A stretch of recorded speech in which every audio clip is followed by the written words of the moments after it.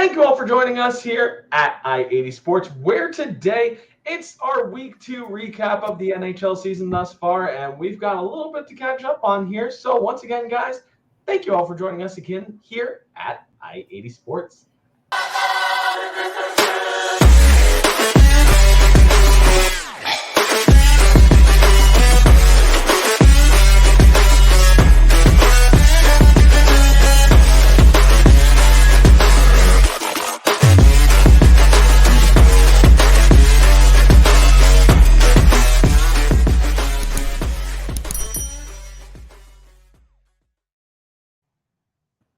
Thank you all for joining us here again at I-80 Sports. Make sure that you follow us down below, youtube.com/I-80 Sports. And while you're there, drop a comment down below. Let us know what you think of the NHL season thus far. Are you worried about your team? Are you happy with how your team is currently doing? Let us know. Join the conversation down below. If you agree or disagree with our takes today, let us know. And while you're there, drop a like and make sure you subscribe for more. And make sure you hit the bell notification so that way you guys know when our content drops. Beyond just the NHL, we also cover the NFL, MLS, NBA, MLB, and a whole bevy of other sports, so you don't want to miss that as well. Make sure you drop some love for them as well down below. And if you're still on X for whatever reason, make sure that you follow us on X at I-80_SportsNHL. And if you follow us already, thank you guys so much because we greatly value all of your support. All right, I got to get my directions right here because now I'm disoriented. I'm Brian. He's Tom. There we go. I got it. Tom, how are you doing today? Doing well, and here we are. We are 2 weeks in. Some surprises on both the positive and negative side, and just some, general news going out there as well. So let's just get right to it. Let's get right to it indeed. So time to hit you up with all of the main headlines from Week 2 in the NHL. It's time to hit up our traffic report. The I-80 Sports Traffic Report, where you can find all your news and notes from the week.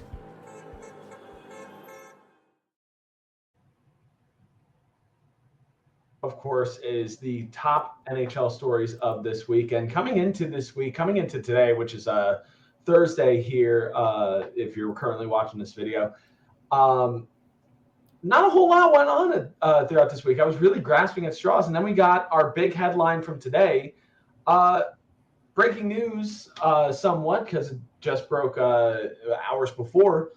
Ottawa Senators forward Shane Pinto, who is currently not playing right now for the Ottawa Senators because he does not have a contract currently going into this year.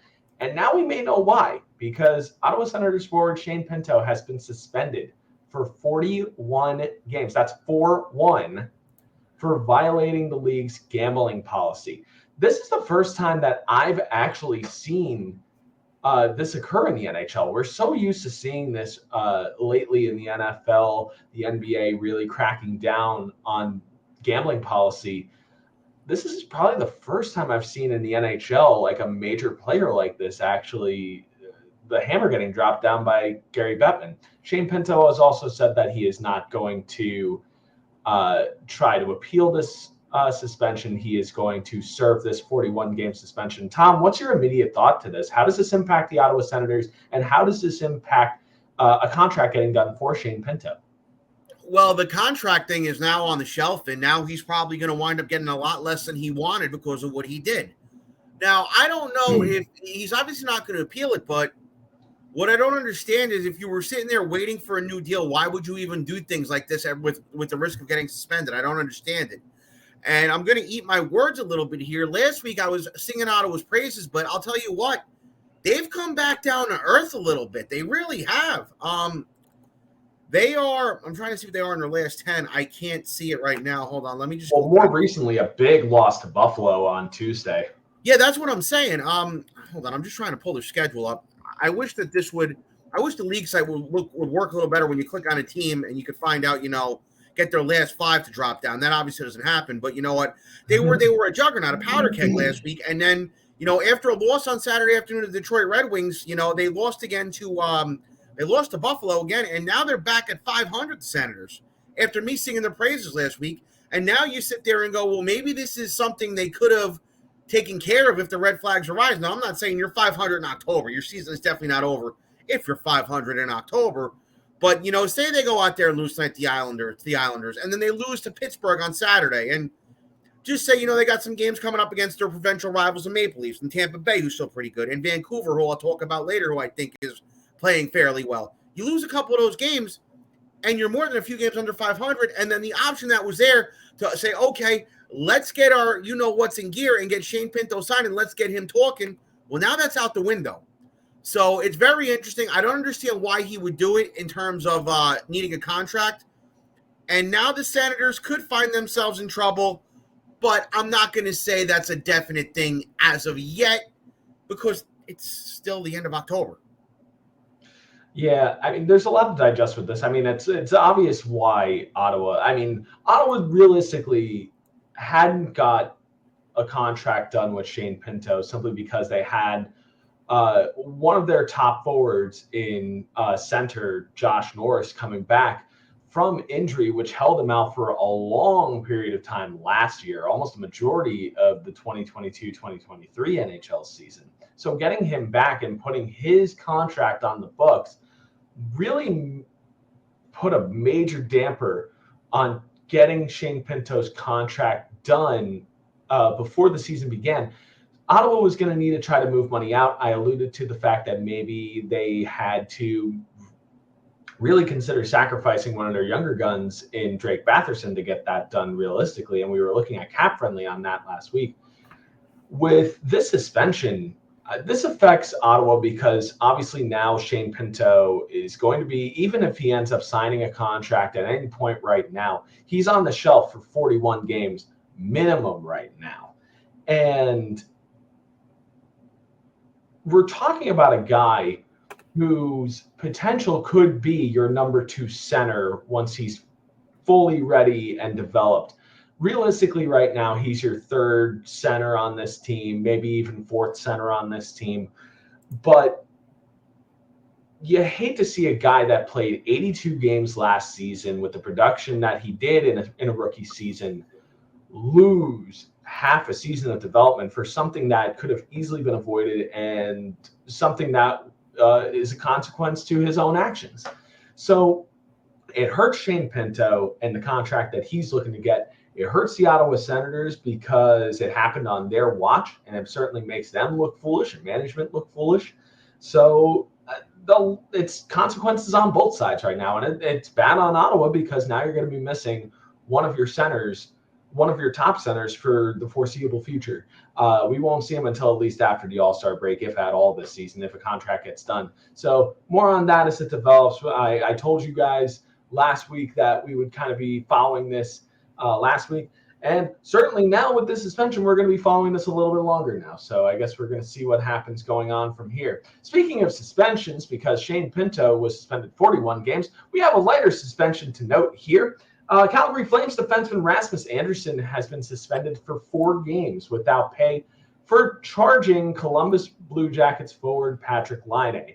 He will forfeit almost $100,000, which goes towards the player emergency fund.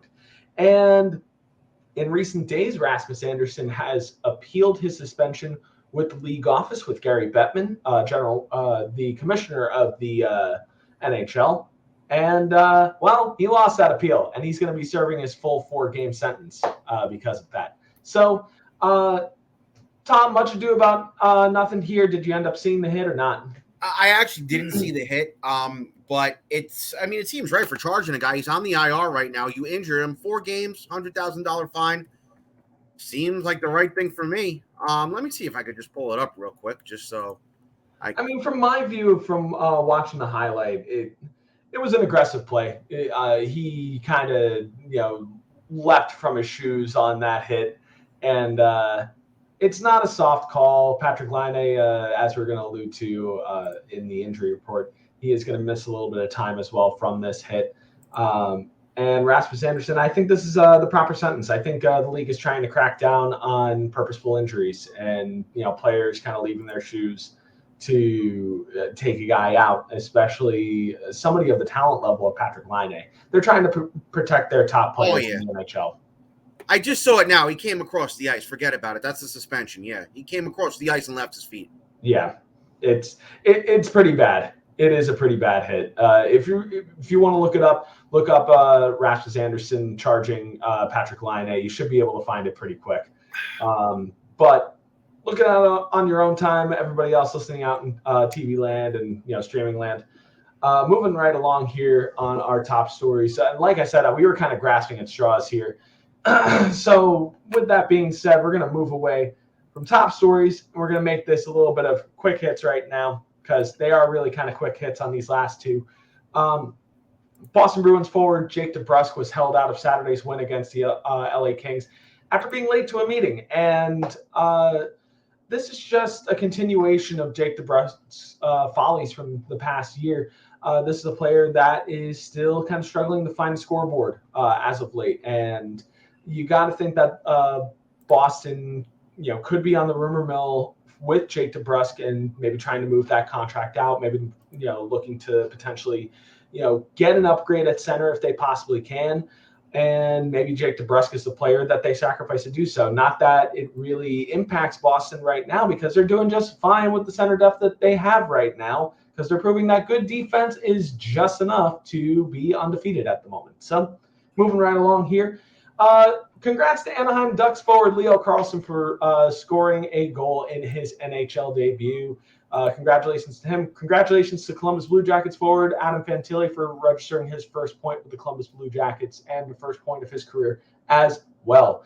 Tom, any thoughts to these 2 points? Well, congrats to Leo Carlsson. Yes, I mean, you score a goal in your first game. That's got to be the greatest feeling in the world.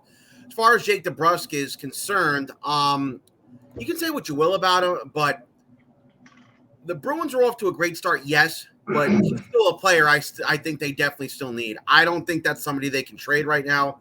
It's unfortunate that he was late to a meeting. I do think it's a little childish that they suspended him for that. Maybe it should have been reprimanded. Maybe they should have benched him for a while, but to suspend him, to sit him out again, that's ridiculous. I'm sorry. 2 points in 5 games. Yeah, a little bit of a bad start there, but I think that was an overreaction by Jim Montgomery. But what did we say last year? Jim Montgomery has actually got to do a little bit of coaching this year. He does. He doesn't have the super team he had last year, so maybe this is him putting his foot down and saying, "Hey, listen, this isn't a country club like it was last year. We got to be a little more responsible." So we'll see what comes of this. We'll see what comes from it too, rather. Yeah, I can certainly understand him trying to reprimand his players and trying to, keep everybody accountable. I mean, this is still relatively, I would say, a little bit younger now with the Boston Bruins, like slightly younger. I mean, certainly with the retirements of Patrice Bergeron and David Krejci, I mean, it certainly brings that median age down considerably and that mean age down considerably. But despite that, they're off to a decent start. Jim Montgomery is doing a decent job at the start of this regular season, working with what he's got. So, congrats to him and congrats to the Boston Bruins. We'll certainly be talking about them in just a little bit. Before we even get to the Boston Bruins and their success lately, we got to talk about some injuries. So it's time to hit up our injury report. This is brought to you by ESPN.com. Probably one of the least popular sources to talk about from the injury report, but this is what I grabbed from. So there you go. So I'll go in order, alphabetical order of teams. Starting with the Anaheim Ducks, defenseman Jamie Drysdale has been moved to IR for a lower body injury. You hate to see this. He missed almost all of the regular season last year. So hopefully this is only a short stint on the IR for him.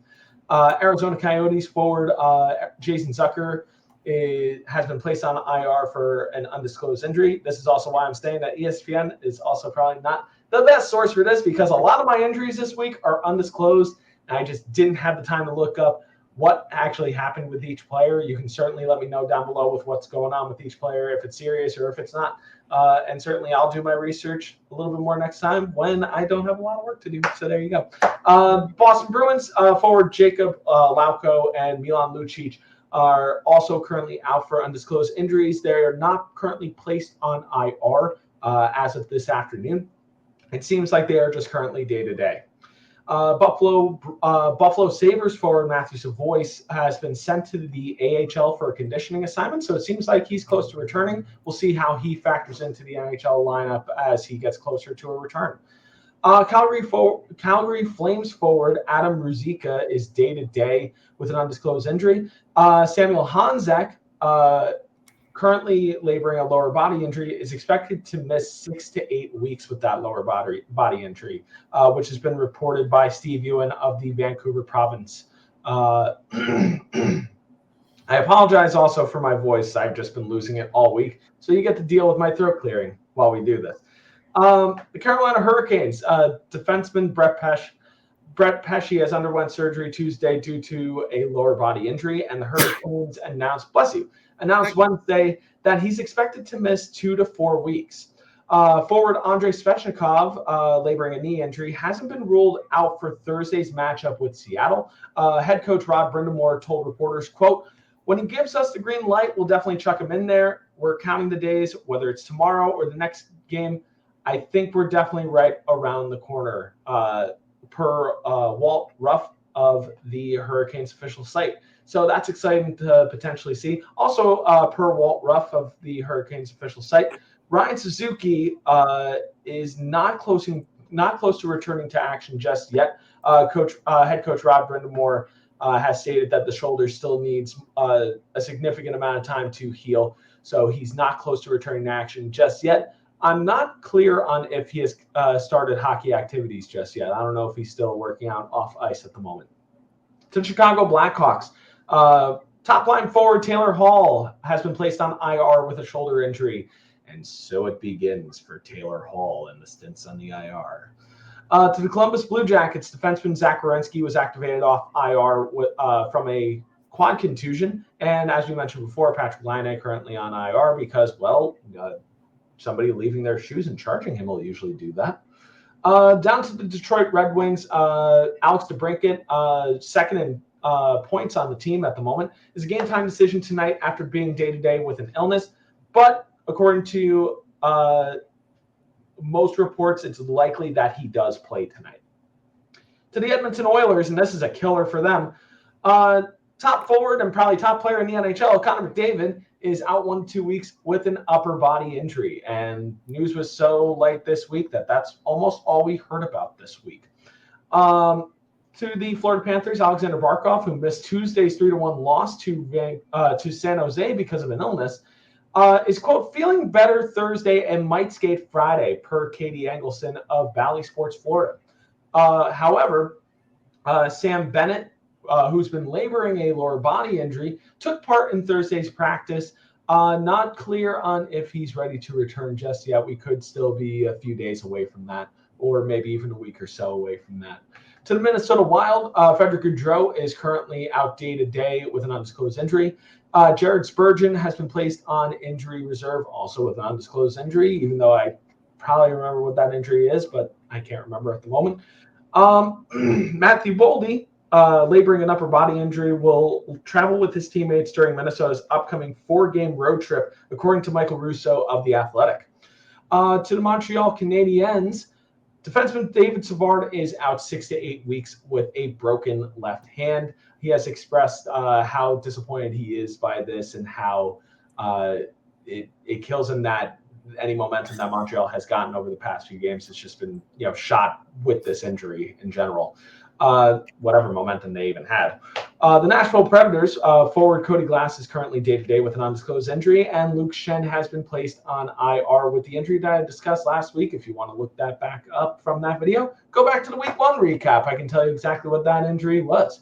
To the New Jersey Devils, forward Thomas Nosek has been placed on IR, and defenseman Colin Miller is currently day-to-day, which is funny because Colin Miller hasn't even played a game yet for the New Jersey Devils. So practice injuries. New York Islanders defenseman Scott Mayfield is also out day-to-day with a undisclosed injury. To the Ottawa Senators, defenseman Artem Zub is out also with an undisclosed injury.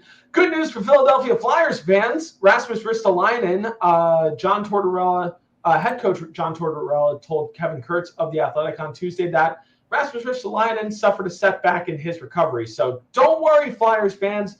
Rasmus Ristolainen will not ruin your season just yet, or the momentum that you guys have been generating it since the beginning of this season. But soon he will.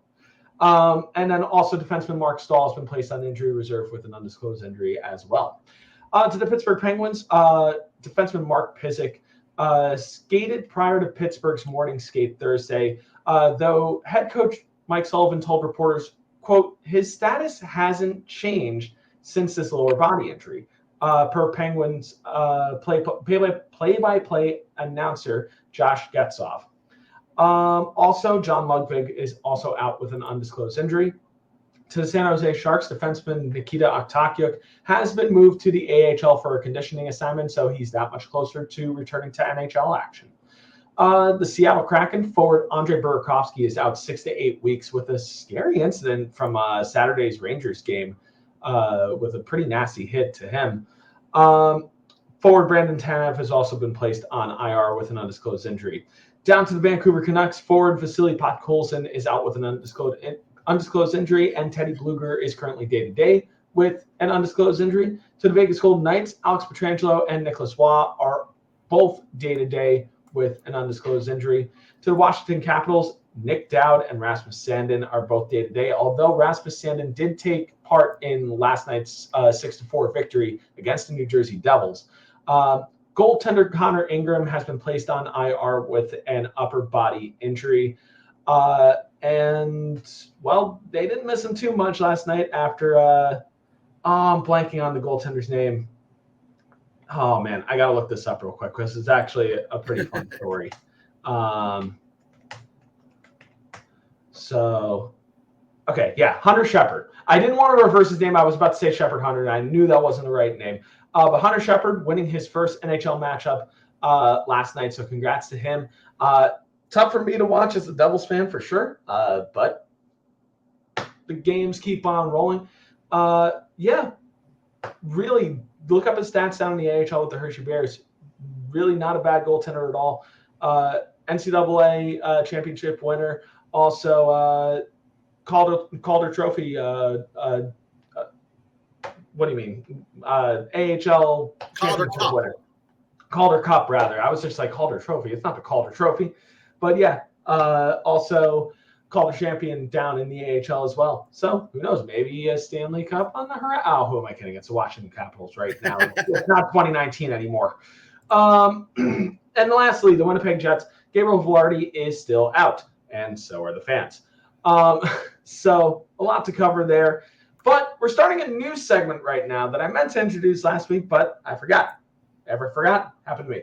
So this segment's going to be called Wow or Worrisome. There's a lot that happens in the week of games in the NHL. Certainly everybody heard about Tuesday's Frozen Frenzy that ESPN coined it as well, and the NHL coined it as well, with all 32 teams playing on one night, which is cool, but a little underwhelming as well. But it is what it is. Tom, I'll start here with you. What teams have wowed you so far? What teams are, making you a little worrisome? Well, 2 original 6 teams to start. We talked about one before earlier, the Boston Bruins. They haven't lost a game yet. I thought that this team was going to be struggling out of the gate, maybe be around 500, everybody be, yearning for yesteryear up in Boston, but it just hasn't happened that way. They're 6-0. And literally, I don't know if it's a reimagining of the way they play.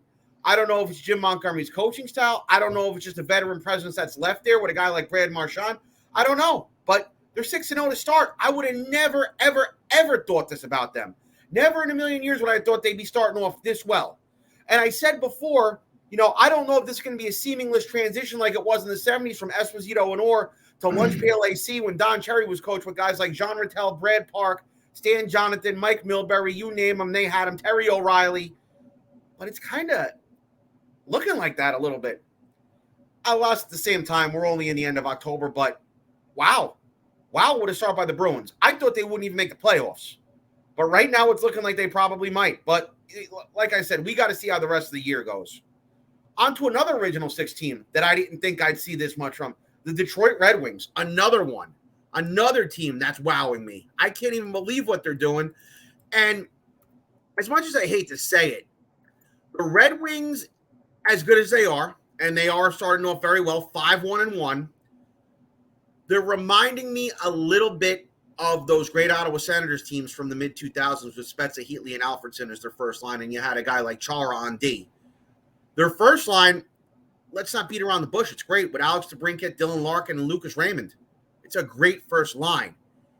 It's once you get past that with the Red Wings that concerns me. I watched the game against Calgary last Sunday night, and that line is doing all the scoring right now. And it's not to say they don't have the depth. You have a guy like JT Compher and Andrew Kopp on the second line. Andrew Kopp is a great depth player. You have David Perron, a well-traveled veteran, on the third line.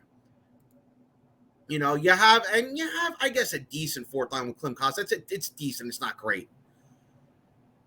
But the worry with Detroit with me is that as good as they are, that line may have some problems later on. But right now, I got to give credit where credit's due. Red Wings were doing great. Another team, one that I was refusing to get on the bandwagon for, refusing to drink the Kool-Aid for, the team that I said, okay, I'm finally writing them off, the Vancouver Canucks. Also playing very, very well. Let's just see here real quick. The Canucks, 4-2-0 in what was supposed to be a strong Pacific Division. And I said it before, and I'll say it again. You have Vegas, that's your obvious, defending Stanley Cup champions. They had a 7-0 start. They're not wowing me. I kind of expected this from them. But you look at the rest of the division, and I said, if the Canucks, I've said it in previous years, if the Canucks can get hot, they can really do some damage. Now, I know we're 6 games in. I'm not saying this is going to stay. But the Canucks are doing what I predicted them to do the last 2 years and refused to say that they would do this year. So I'm eating my words again, kind of like with the Leafs in the playoffs last year. But the Canucks, another wow factor. And, they have their depth spread out. You have Elias Pettersson on your first line. What am I saying? You have JT Miller JT Miller and Brock Welser on your second line. Connor Garland on your third line. Your fourth line has Anthony Beauvillier and Sam Lafferty, 2 well-traveled veterans. Quinn Hughes is lighting it up this year, and he's their captain now. They're looking really, really good over there in Vancouver, and let's just see how well it goes. Let's see. So, hats off to the Vancouver Canucks. But while I'm talking about one Hughes, I got to go over to another group of Hughes brothers, and this is a worrisome team, and I know you're not going to like that I'm going to say this. But I gotta call it like I see it here. What is going on in New Jersey? Jack Hughes is having a great start. He's leading the league in scoring right now. I got to give credit where credit's due. But you know what Jeffrey Nordling said in the Third Mighty Ducks? I know you guys can score goals. I'm just not so sure if you can stop them. And the Devils right now, to me, are underwhelming. They've only won 1 game in regulation against the Montreal Canadiens, a team that just about anybody in the league should be able to beat. All their other wins have come in either overtime or a shootout. Last night, they almost had the floor wiped with them by the Washington Capitals, who got schooled by Toronto on Tuesday night. A lot of people were calling them cup contenders this year. A lot of people were saying they're going to take that next step, and their speed game is going to overwhelm teams. Now, granted, they are playing the speed game. Yes. Granted, Tyler Toffoli has been a good acquisition for them. Yes. But I said it before, and I'll say it again. That goaltending was a big, big, big question mark. And it just doesn't seem right now that Vitek Vanacek nor Akira Smid can figure this out.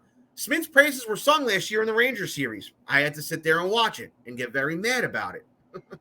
But the Carolina Hurricanes figured him out in round 2.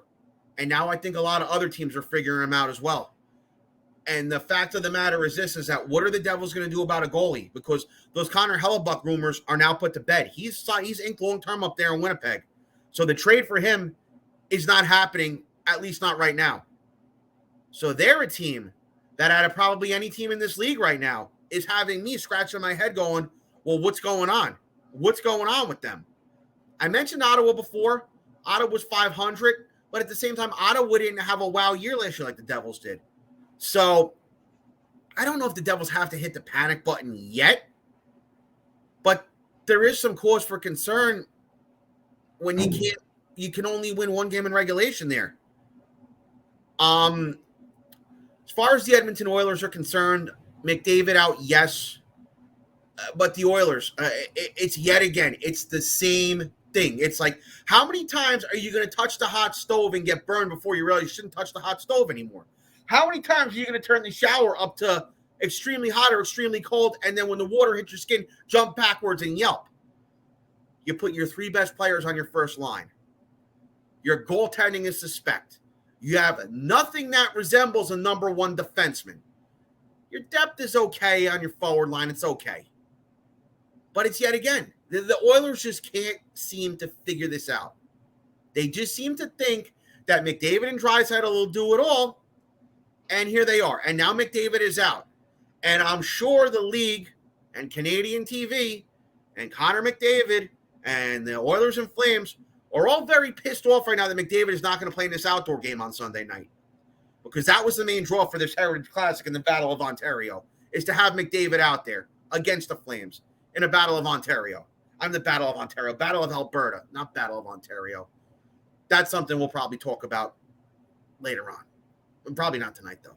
But yeah, the Oilers, not surprising, but again, they never learn. They never learn. And it's frustrating too. I mean, I'll start with my worrisome first because I was going to mention the Edmonton Oilers here. They're 1-4 to start the year, and McDavid already missing a little bit of time. It is worrisome. However, it's not time to hit the panic button just yet for Edmonton Oilers fans. There's still a ton of season left. We don't know if McDavid's really going to miss that much more time, or, realistically speaking, if he only misses 1 week or even 2 weeks, who's to say that, he gets injured again? He could easily, this could be the only injury he sustains, and then he's good for the rest of the season. A healthy Connor McDavid is important for the Edmonton Oilers' success. A healthy Leon Draisaitl is important for the Edmonton Oilers' success. But what's also important is spreading the depth out more for them. And I think that has been something that has played to their detriment. They are a very top-heavy team at the moment that the lack of depth hurts right now. The suspect play in net, albeit some really nice plays so far from Jack Campbell, also hurts. So it's going to be interesting to see where the Edmonton Oilers are once we hit the quarter mark of the NHL season, to see where things are at. In terms of teams that have wowed me so far, I'm going to disagree with you on one standpoint here, Tom, and it's what you mentioned about the Vegas Golden Knights. I think they've wowed me even more than I really thought that they would to start this season. They have not showed signs of slowing down or any kind of hangover from the Stanley Cup victory. You look at their stats up and down right now, they have a plus 14 goal differential right now. Adin Hill has, continued his, steady and good play since that Stanley Cup victory. They're scoring in bunches right now. Yeah, Alex Pietrangelo being day-to-day for a little bit, that hurts a little bit. But Shea Theodore putting on the theatrics in Tuesday or Wednesday's game, I think it was yesterday's game, actually. Really, really awesome stuff. The Colorado Avalanche, another team that's really wowed me lately. A plus 16 goal differential, and that's the best goal differential in the entire NHL. Right? I didn't want to talk about them because I'm sure you guys are sick of hearing me talk about them every week. Good call. But I'll talk about them for once, because the one goalie that actually has impressed me as of late, I'm not mentioning him in our performance players of the week, but Alexander Georgiev, and he has been just solid to start this year. Even, sans Pavel Francouz behind him. He has been doing a very good job keeping Colorado, not even just like in contention, but just like dominant also. And certainly it helps having Nathan McKinnon, Mikko Rantanen, Cale Makar, Devin Taves all in the fold for sure.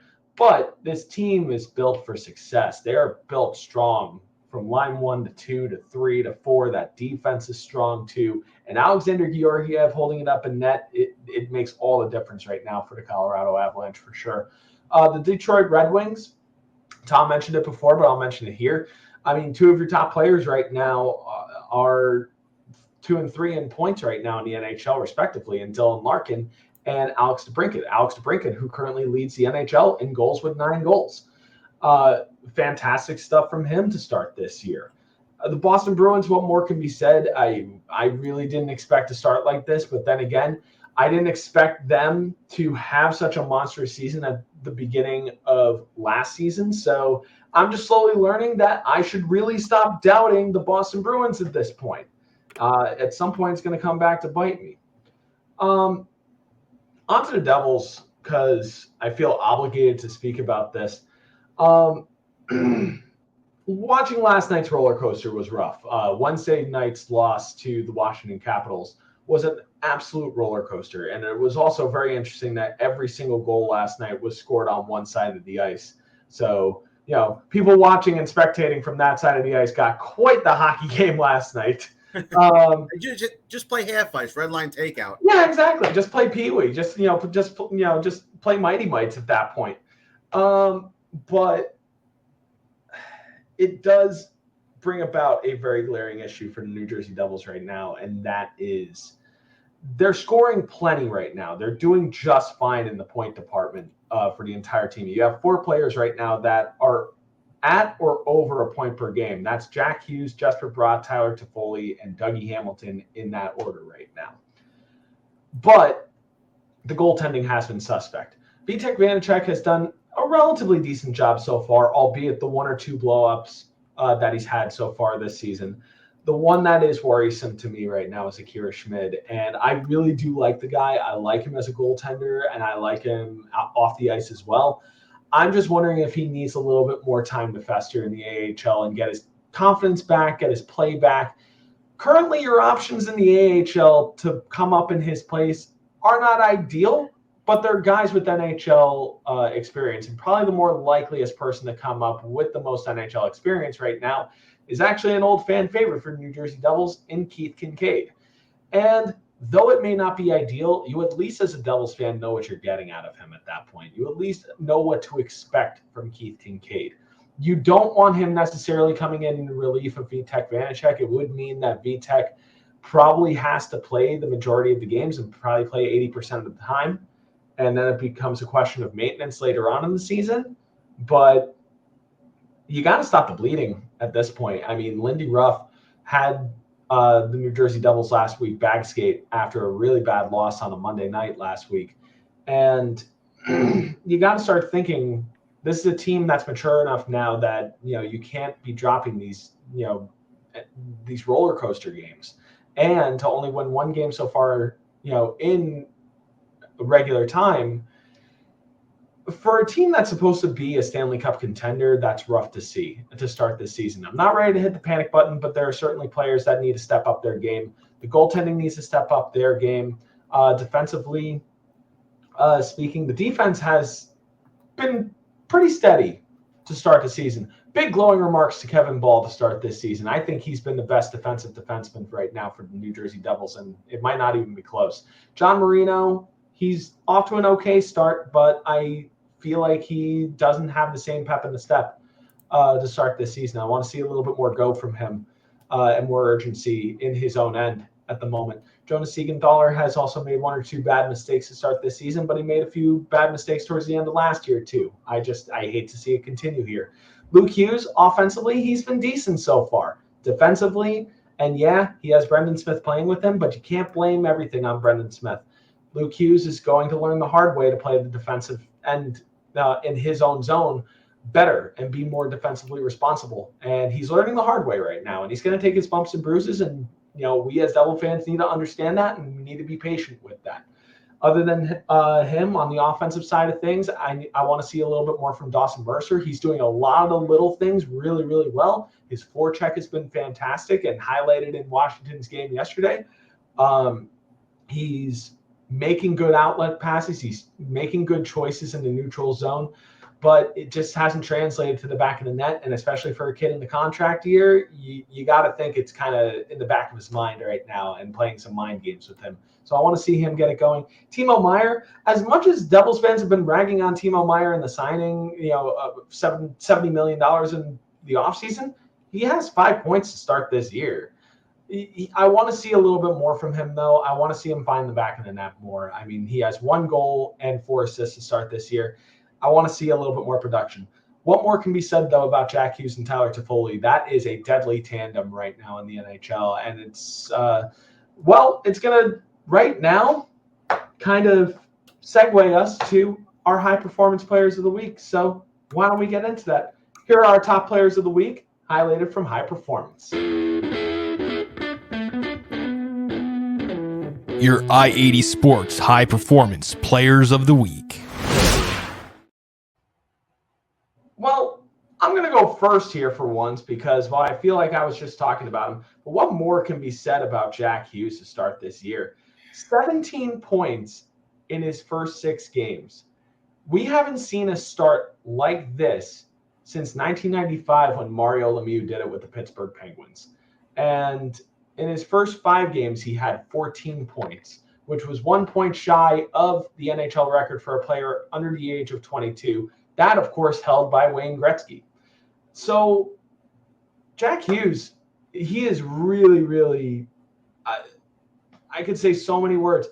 He's magnificent with the puck lately. He is quite a sight to see. He really stands out on a sheet of ice now. And I love to see it. I love to see him succeeding. He's a good kid. Beyond that, I love it finally just shutting the naysayers down.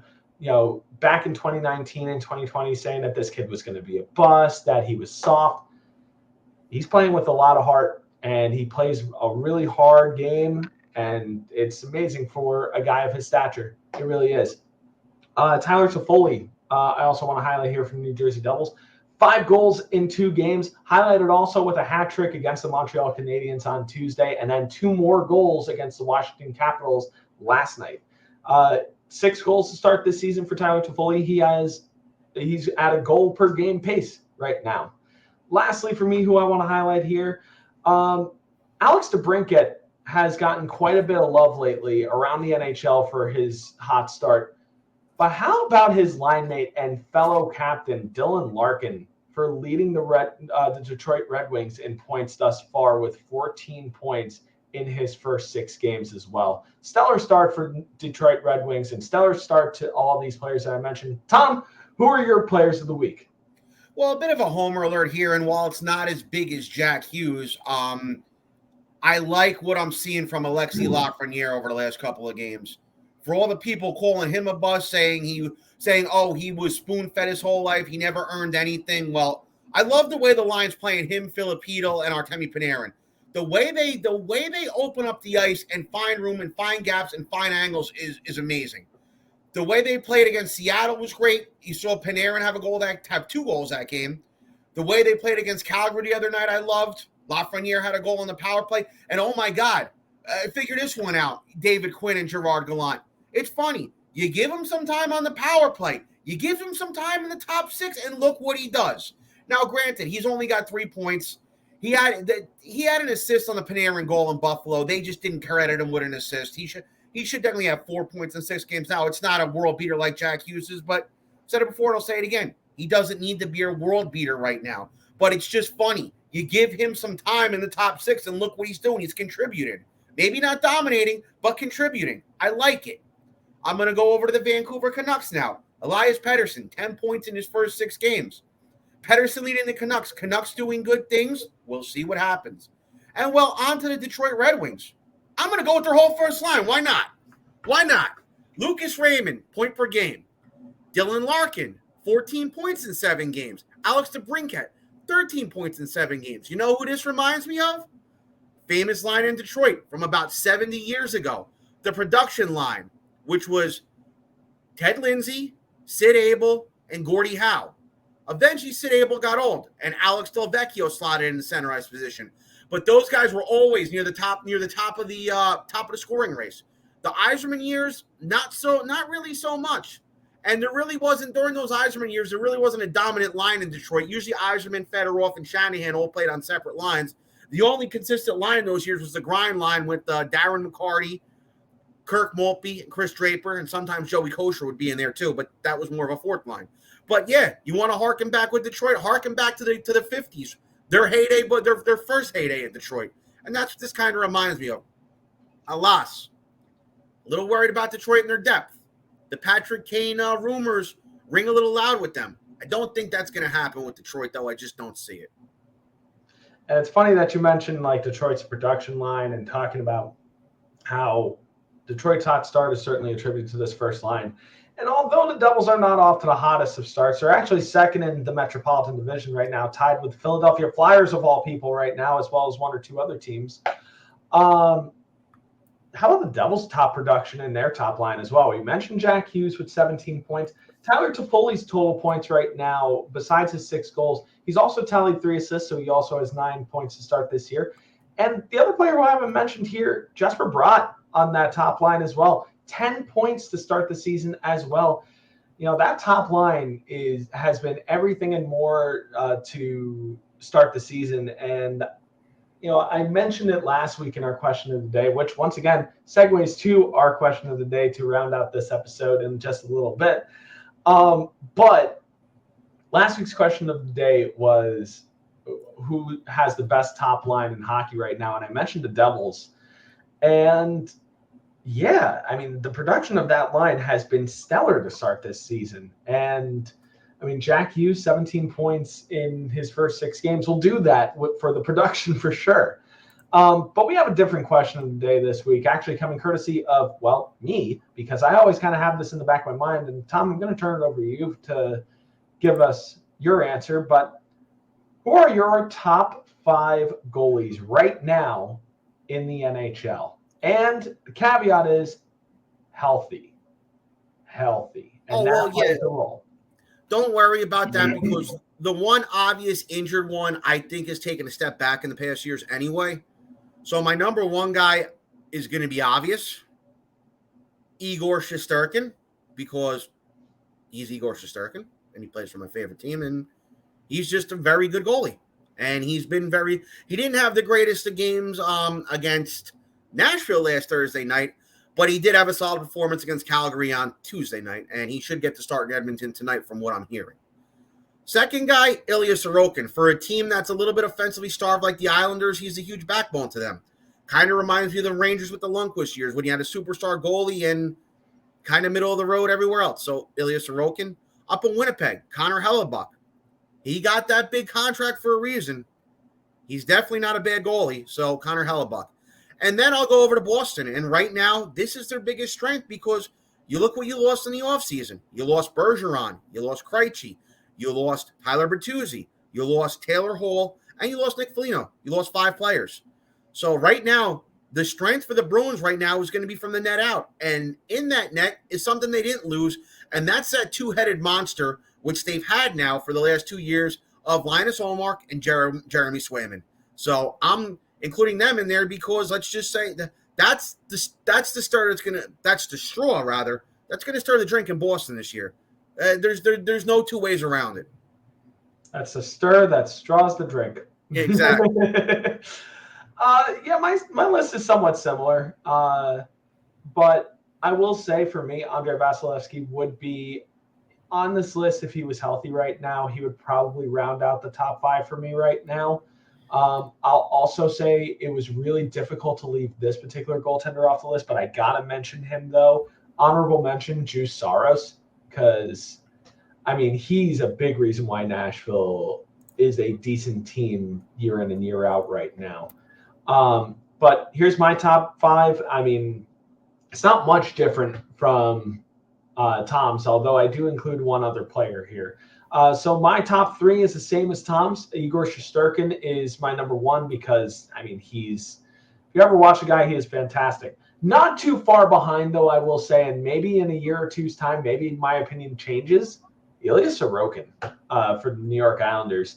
He is fantastic to watch. If you've never gotten a chance, if you live on the West Coast and you don't get the chance to watch Islanders games, first of all, why would you? Because they're not very interesting to watch.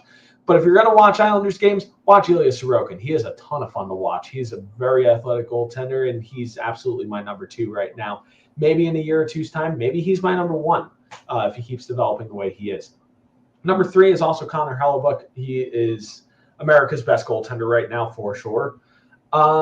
Not too far behind him on the American side, though. Number 4 for me is Dallas's own Jake Ottinger. I think Otter is absolutely in that conversation of the top 5 now. Who knows? Maybe in the next few years, maybe he's in the top 3, maybe even closer to number 1. Who knows? He's been very exciting to watch, and a big reason why Dallas is a cup favorite right now. And lastly, I'm going to agree with Tom here.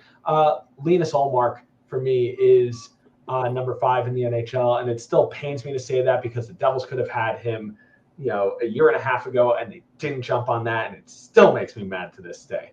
But oh well, stuff happens. But guys, as per usual, do you agree? Do you disagree with us? You gotta let us know down below in the comments section.